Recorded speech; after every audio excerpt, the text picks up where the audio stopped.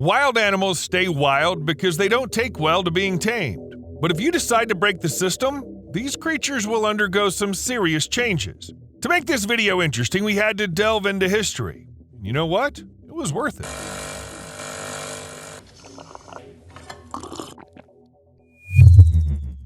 Attention, here's the most subtle request in the world to hit that like button. Just a quick tap right now. Okay, let's talk about goldfish. Nope, that's not old news. Everyone knows goldfish, probably the most famous aquarium pets out there. But they weren't always that small. And surprisingly, goldfish didn't even have their distinctive color originally. It was humans who made them like that, tinkering with breeding for over 1 million years. Oops, I meant 1,000 years. The ancient Chinese were the first to tame what would later become the goldfish, originally a carp species. It was around 265 to 420 AD when they noticed these carp sprouting red scales, adding a colorful twist to their usual gray or silver appearance. Later on, people started picking out goldfish with their favorite phenotypes to grow in decorative ponds and water gardens. Over the course of a century of selection, hundreds of different body shapes, fin configurations, eye shapes, and colors emerged. This is the diversity we see today, including fish with telescope eyes, no fins, and more.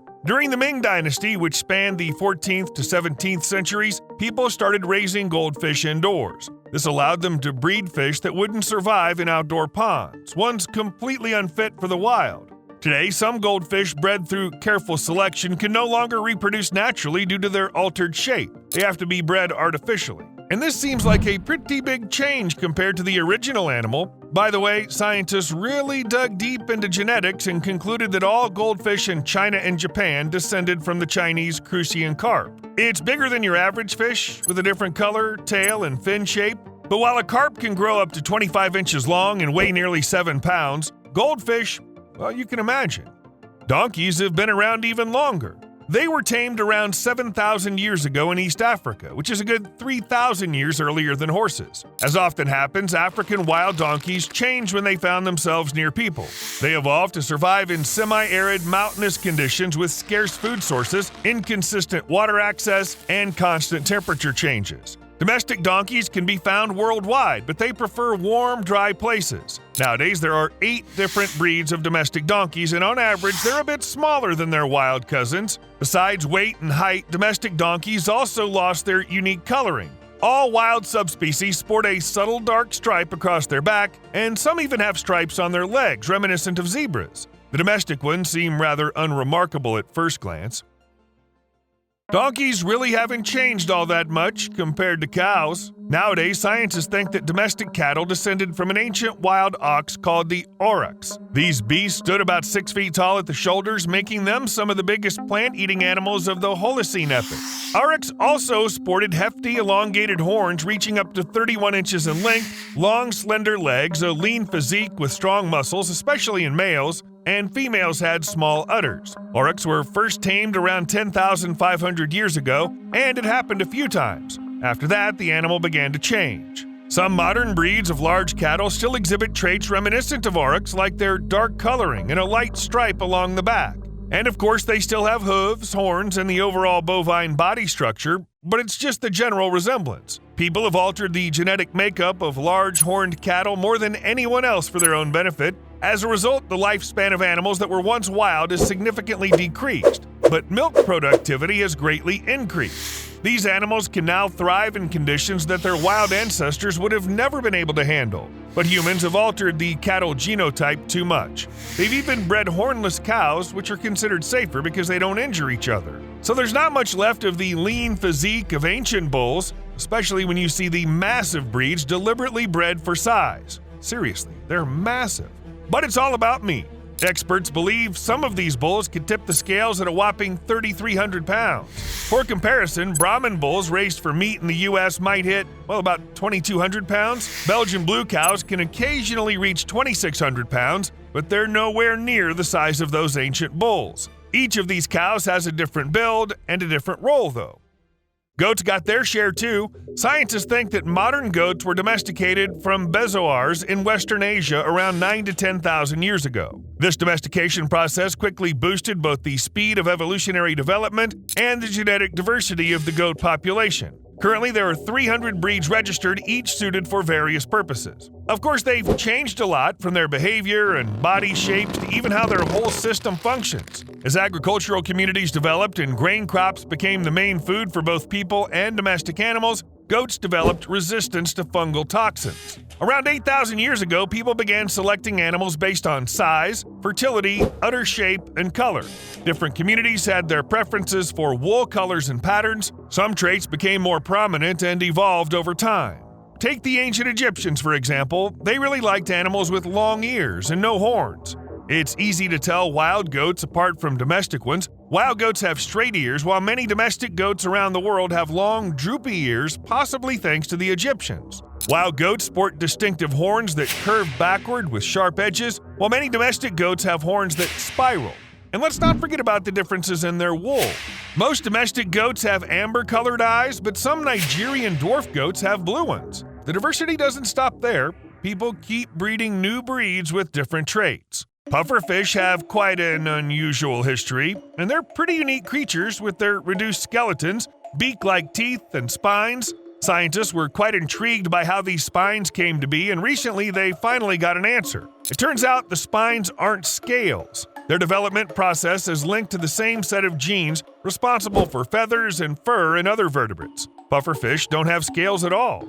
Remember that story about the pigs escaping from the farm and turning wild in no time? Well, this is kind of like that, almost. By blocking certain genes, you can reduce the number of spines and determine the area of a fish covered by these spines. Normally, spines are located in certain areas, and there's a reason for that. When a pufferfish puffs up by gulping water or sometimes air, its skin stretches, especially around its belly, making it more vulnerable to damage. The spines reinforce the swollen belly.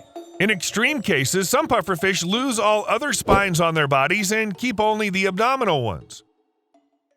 Despite fish's best efforts to protect themselves, they often end up as someone's meal. You're probably aware of a traditional Japanese dish made from poisonous pufferfish. It's considered a delicacy, and even though chefs are trained to prepare the fish so its toxins won't kill anyone, people still occasionally die from it. In 2004, researchers at Nagasaki University successfully bred non-toxic pufferfish. It's believed that the fish's poison comes from a neurotoxin called tetrodotoxin, which accumulates in bacteria and small marine creatures it consumes. The toxin is mainly concentrated in the liver, gonads, and skin. However, if you keep the fish away from other marine life and feed them clean food, the toxin doesn't show up. That way, the dish is totally safe. Restaurants serve this fish, and it's pricier than usual because of the extra effort required to raise such specimens. Essentially, it's like having pet pufferfish that are raised in hot springs, fed a special diet, and all that stuff. If we keep breeding them like this for long enough, does it mean we'll eventually end up with a domesticated type that's completely non-toxic? Well, maybe in a couple thousand years or so. Okay, pufferfish are very specific animals after all. All right, let's talk about something more common, like horses. After they were domesticated, horses evolved to have sturdier spines, making it more comfortable for people to ride them, especially in fancy riding breeds. They have tall, long necks with a lengthy poll. It's not just about appearance, it also makes it simpler to control the horse. To keep a long neck held high, horses need high withers. Comparing domestic and wild horses can be tricky since truly wild ones have been considered extinct for a while now. However, we can look at the Przewalski's horse. Its neck is short, low, and a bit stocky, with low and subtly defined withers. A low neck can be convenient in its own way. Closer to the ground, it's easier to graze. Domestic horses, especially purebred ones, don't need to lean down as much. They also have longer legs and a lighter body. Wild horses have shorter legs and a bulky belly, which helps them stay balanced and stable in the wild. Additionally, domestic horses typically have much less fur than wild ones, unless they belong to a particularly fluffy breed. It's simple. When you live with humans, you don't have to worry about freezing in the winter. What matters most is that horses experience something called the domestication syndrome. It defines a set of qualities that domestic animals develop through human intervention in breeding. For example, humans favored less aggressive traits, so domestic horses tend to be born with a more mellow temperament. Fun fact, salmon, in fact, is almost an endangered species. It's kind of odd, right? Especially since it's so readily available in stores. But that's mostly because we eat the domesticated kind. The story of domesticating Atlantic salmon started just about half a century ago, in 1971, thanks to Norwegian scientist Trygve Geirdrum and his team. They used selective breeding to grow salmon with desired traits, mostly focusing on faster growth. As a result, after 7 generations, which is around 14 years, the salmon began to grow twice as fast. And that's when things really took off. Another company has managed to grow salmon that can be farmed year-round, unlike wild salmon, which only have 2 seasons. Plus, they grow even faster than regular farm salmon. But as it often happens, the traits that make these domesticated salmon grow quickly also make them unfit to survive in their natural habitat. Over 15 generations in captivity, salmon have developed smaller eyes because bigger ones became pointless. It's just not worth the energy to grow them when you don't need sharp vision in captivity. But if one of these salmon ends up in a river, it'll either starve or become someone's meal. Because farm salmon grow faster, they end up being larger than their wild kin. And that's definitely a plus for people. Genetically modified salmon of commercial size reach maturity in 16 to 18 months, rather than the usual 3 years in the wild. They also grow about 11 times faster in their first year of life. However, these modifications do affect their behavior. Farm-raised salmon aren't as good at swimming and burn more energy doing it, probably because their muscle fibers are smaller than those of wild salmon. But when their destiny is to end up as a steak, it doesn't really matter how fast they swim, right? The domestication of pigs followed a similar path, occurring separately about 9,000 to 10,000 years ago in 2 different regions, Eastern Anatolia and Central China. After that, pigs gradually made their way across the globe. You can easily tell a wild boar apart from a farm pig, especially by looking at their teeth. Wild boars typically have wider and longer tusks compared to farm pigs. And of course, domestic boars are noticeably larger than their wild cousins, especially since farm pigs are bred to be big. Animals have lost their distinctive traits because no farmer wants hairy pigs with an attitude and dangerous tusks that are always trying to escape. So that's why pet pigs don't have fur. They're social creatures and feel comfortable in groups, not fearing people or seeing them as enemies. On the other hand, wild boars and pigs, having lived without human interaction for generations, view us as predators and act accordingly. And it's kind of hard to blame them.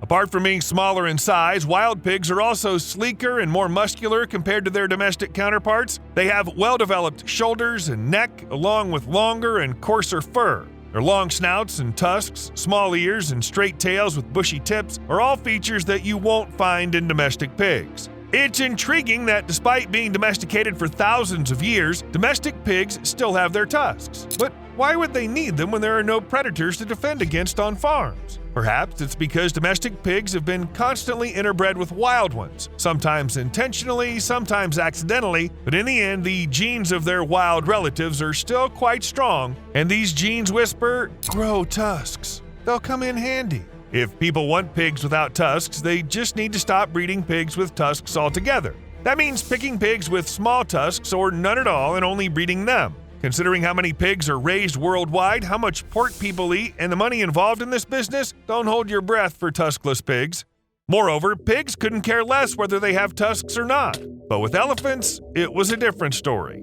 Between 1977 and 1992, 90% of elephants in Mozambique were killed because people wanted their ivory tusks. This meant that elephants with bigger tusks suffered the most. However, as a result, females without tusks started appearing more frequently in the area. About a third of young female elephants, the generation born after 1992, never developed tusks. Typically, only 2 to 4% of female African elephants are born without tusks, but in just a couple of decades, that number has jumped to 32%. Similarly, in other areas, male elephants born after 1995 had tusks that were 21% smaller compared to those born in the 1960s. And it's all for the same reason. Basically, if an animal really needs to get rid of a certain characteristic and its survival directly depends on it, the change happens quickly. How about a like? No pressure, but still, go ahead and hit that like button. See you later.